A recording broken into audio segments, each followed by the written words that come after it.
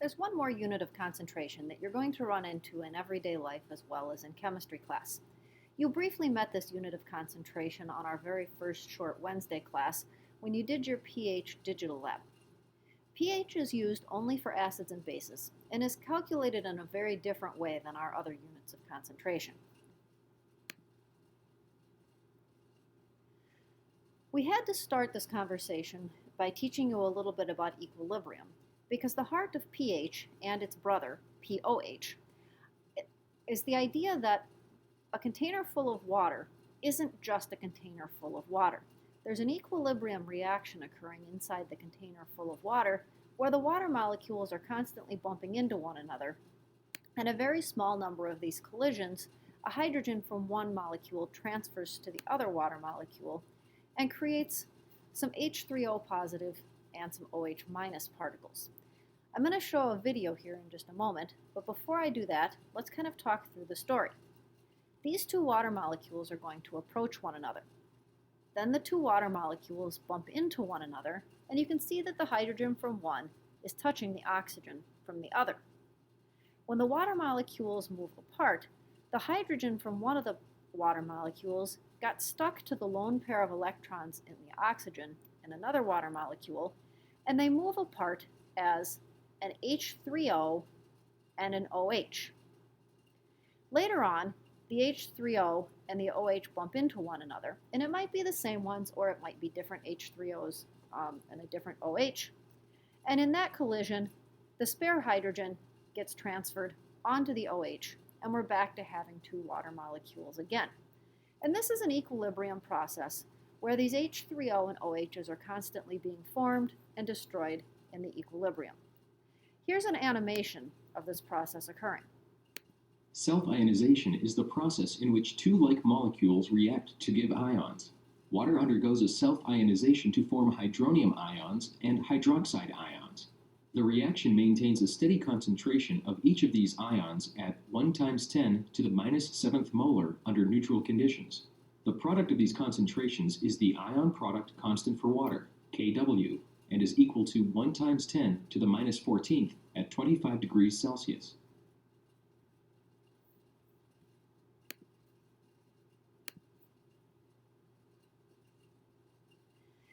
This video shows the process of that hydrogen being transferred and forming the H3O and the OH. What the video doesn't show is exactly what a small percentage of the water actually undergoes this ionization at any moment in time. They eliminated the bulk of the water molecules to be able to better demonstrate the transfer of the hydrogen. So this is an equilibrium reaction where two water molecules react by bumping into one another to create a hydronium ion, which has the formula H3O positive, and a hydroxide ion, which you're already familiar with. In a container full of water, this is an equilibrium process, and we know that water is not a very good conductor of electricity. We saw that it wouldn't light our light bulb, so we know that there are very, very few of these H3O positive and OH minus ions, and that in fact the vast majority of what's in our container are the standard water molecules that we typically think of. It is, however, the case that we can measure something called pH of water, and even when we put the conductivity probe into water, we got a tiny, tiny amount of conductivity. It's not enough to light the light bulb, but it is enough that the conductivity probe can measure it. Inside 1 liter of water, you will have 1 × 10 to the -7th moles of H3O positive and the same amount of OH minus, because these things are created when two water molecules bump into one another. And when you look up at our equation, every time you make one of hydronium, you automatically get one of hydroxide. To put into perspective exactly how small of a number that is compared to the number of water molecules in the liter, 1 liter of water contains approximately 55 moles of water molecules in the way that you think of them, and only 1 × 10 to the -7th moles of H3O positive and OH minus. The pH of a solution is calculated by taking the opposite of the logarithm of the concentration of the H3O positive. These square brackets mean molarity, and the definition of a neutral solution is a solution when the H3O positives and the OH minuses are equal to one another. And if we calculate the pH when those two things are equal to one another, we come up with an answer of 7. Thus the reason the pH meter reads 7 when you put it into water. But you can see that our light bulb doesn't light up, and our conductivity probe registers a very, very tiny amount of conductivity. Yet on the pH scale, we register a pH of 7 to reflect that 1 times 10 to the negative 7th moles of H3O positive per liter of water. The pH of an aqueous solution changes when an acid or base is added. Acids are defined as compounds that increase the hydronium or H3O positive ion concentration when they're dissolved in water. They do this because acids contain hydrogen ions, and those hydrogen ions from the acid combine with the water molecules in the aqueous solution, creating H3O positive. You can see here that hydrochloric acid has 1 hydrogen to contribute to this process, whereas sulfuric acid would have 2 hydrogens to contribute to this process. So as you add an acid to a solution, the concentration of the hydronium ions goes up. Bases are defined as compounds that increase the hydroxide ion concentration in water when they're dissolved. Bases can do this by either contributing hydroxide ions that are part of their chemical formula, so the base sodium hydroxide, when it dissolves, falls apart, and hydroxide ions are one of the pieces. Or some bases react with water, like ammonia, to remove one of the hydrogens from the water molecule and take it for itself, forming the ammonium ion, but leaving behind a hydroxide ion. That still serves to increase the concentration of hydroxide ions in solution, and therefore, even though you don't see a hydroxide ion in ammonia, ammonia is defined as a base because it reacts with water in a way that increases the hydroxide ion concentration in solution. We're going to learn now how to calculate pH and a whole bunch of other things that go with it. There are essentially 4 equations that give you the relationship between hydronium hydroxide, pH, and pOH in any solution, regardless of whether it's acidic, basic, or neutral. These equations are going to be provided for you on the test. You just need to learn how to use your calculator and move between the various values. The equations in summary are that the hydronium concentration times the hydroxide concentration has to always be 1 times 10 to the negative 14th. And remember that the hydronium ions can be created by hydrogen ions, so we can really use hydrogen ion or hydronium ion interchangeably. The pH is the opposite of the logarithm of either the hydronium ion concentration or the hydroxide ion concentration, where the concentrations are assumed to be given in molarity, as indicated by the square brackets here. The sum total of pH and pOH is always going to add to 14, and that 14 is the same 14 right there. If you play with the rules from logarithms, you can actually prove that this statement here creates this statement over here. And pOH is the same idea as pH. The pOH is found by taking the opposite of the logarithm of the hydroxide ion concentration. We're going to work a couple examples together, and then you're going to practice a little bit on your own. So, if you have to find the pH of a solution that has a hydronium ion concentration of 8.7 times 10 to the negative 3rd molar, we need to find our pH. The thing that we know is that the hydronium ion concentration is 8.7 times 10 to the negative 3rd, and the relationship between pH and the hydronium ion concentration is given right here. pH is the opposite of the log of the hydronium ion concentration. So that's the equation we're going to use. We plug the hydronium ion concentration in right here. We're going to take the logarithm and then change the sign. You need to look on your calculator and find the logarithm button. If you have a nice simple calculator, it's probably up here somewhere.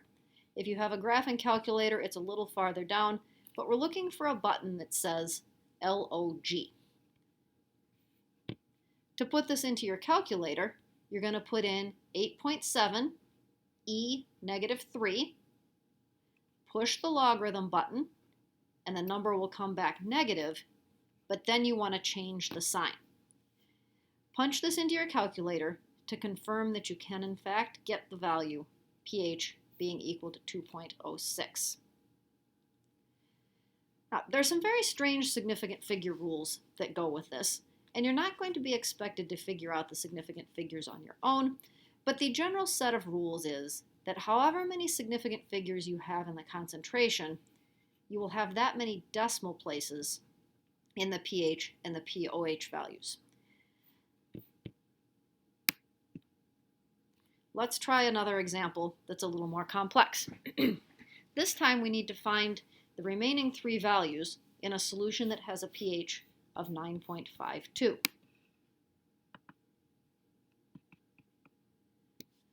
So knowing that the pH is 9.52 and following the significant figure rule that I mentioned before, 2 decimal places in the pH or pOH value indicates that we should have 2 significant figures in the concentrations.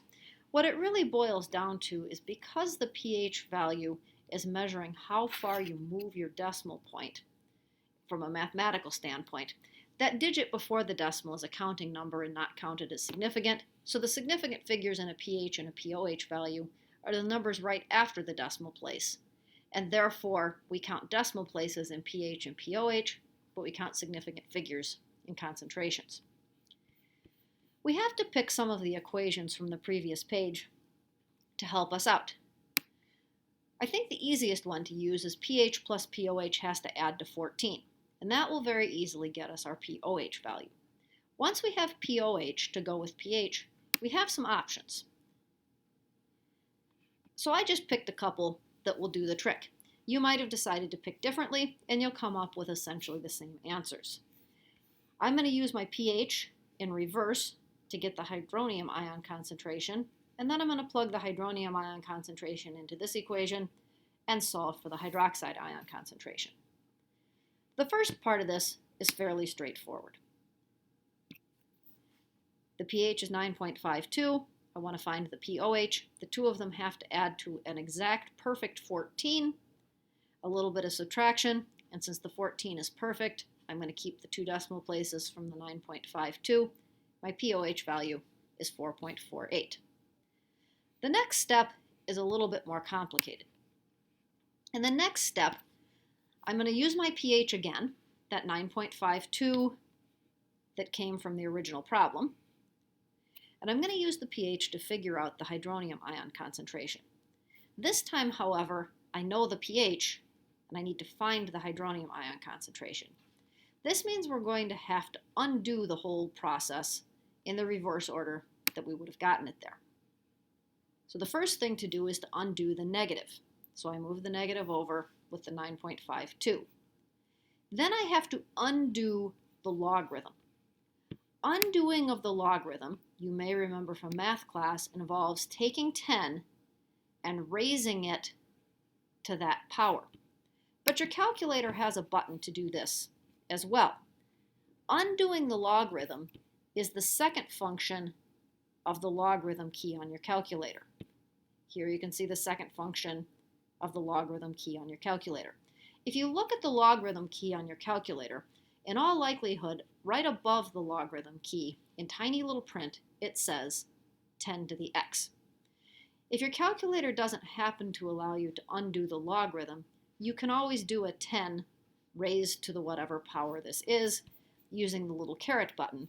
But most calculators are actually set up to allow you to very easily do the inverse log function. On a very simple calculator, you have to put the number in first.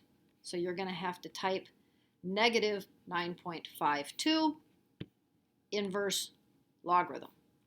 On a graphing calculator, you have to do it the other way.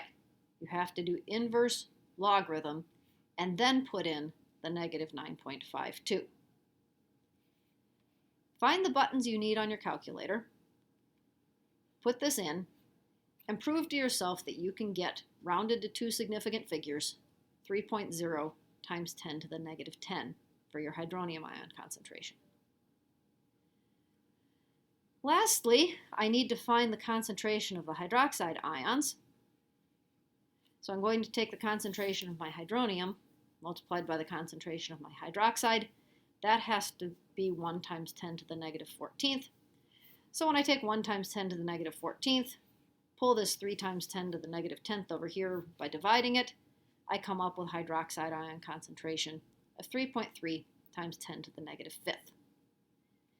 Anytime you have to solve one of these problems where you have one of the values and need the other 3, you're going to use 3 of the 4 equations that were given to you.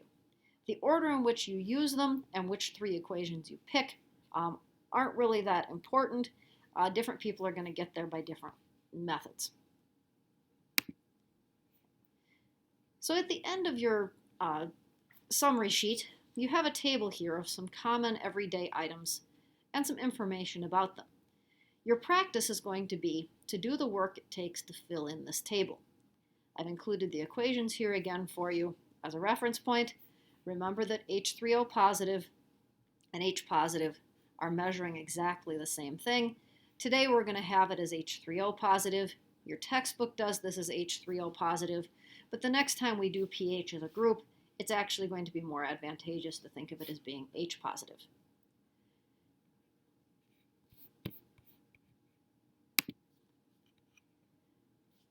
I'd like you to try to do the blood one on your own. So pause this video, make the calculations for blood, and then we will go through them together.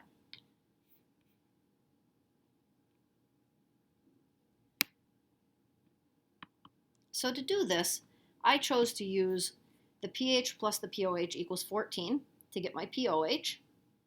Then I'm going to use the pH equals the opposite of the logarithm of the hydronium ion concentration to get hydronium. And then I'll do the hydronium times hydroxide is 1 times 10 to the negative 14th. This is essentially the identical process to what we did in the example problem. So it ends up that the POH is 6.60. Number crunching through our calculators and rounding to 2 significant figures, we have 4.0 times 10 to the negative 8th for the hydronium ion concentration. And lastly, a little bit of division gets us to a hydroxide ion concentration of 2.5 times 10 to the negative 7th. Pause the video again and try to do this for milk.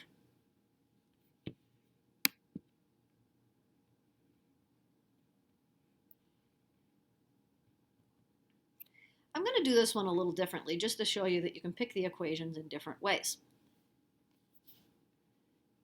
In this case, I decided to calculate the pH first using the hydronium ion concentration and use my favorite equation that pH plus POH is equal to 14 to get the POH. And then instead of using the hydronium ion concentration to get the hydroxide ion concentration, I'm going to use the POH equation to get the hydroxide ion concentration. You may have decided to do it the other way, and that's really just fine. So I start by calculating my pH, doing some subtraction to get my POH, and then using the POH equation and the inverse log function to figure out the hydroxide ion concentration. If you decided to use the equations in a different sequence, you may find that you're off by 1 digit in the last place, and that's fine. Remember, every step of the way, we've rounded. And in rounding, we lose a little bit of our precision, and by the time you get to the third step, we've got a little bit of rounding error in there, and it kind of depends on what constitutes third step in your world. So if you have answers that are off by 1 in this final position, you're doing just fine. Continue on and fill in the rest of the table. Using the equations, you probably want to show a little bit of work on a piece of paper so that if you make a mistake anywhere and don't understand why you have that answer, you'll know what question you need to ask in class. Now that your table is filled out, here are the answers. Take a look at these, check your work, and if you have questions about how I got any of these numbers, please bring those questions with you to class the next time we meet.